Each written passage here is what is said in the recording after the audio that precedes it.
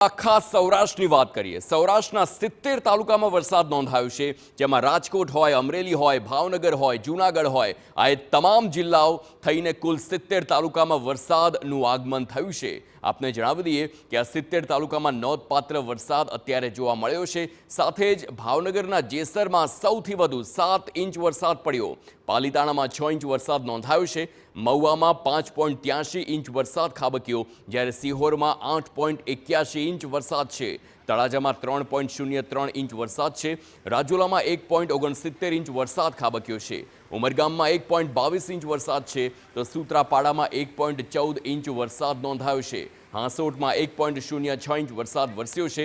ગારિયાધારમાં 1.02 inch વરસાદ નોંધાયો. આ વરસાદની સ્થિતિ સૌરાષ્ટ્રની છે, જ્યાં 70 તાલુકામાં વરસાદને સૌથી વધુ આજે ભાવનગરમાં વરસાદ પડ્યો છે. ભાવનગરના અલગ અલગ જે તમામ તાલુકાઓ છે તેમાં સૌરાષ્ટ્રમાં જે પ્રમાણે ધમાકેદાર એન્ટ્રી થઈ છે, અને તેમાં ભાવનગરમાં જેસરમાં સૌથી વધુ 7 ઇંચ વરસાદ નોંધાયેલો, અને તેના કારણે વાતાવરણ છે તે હવે ખુશનુમા બની રહ્યું છે.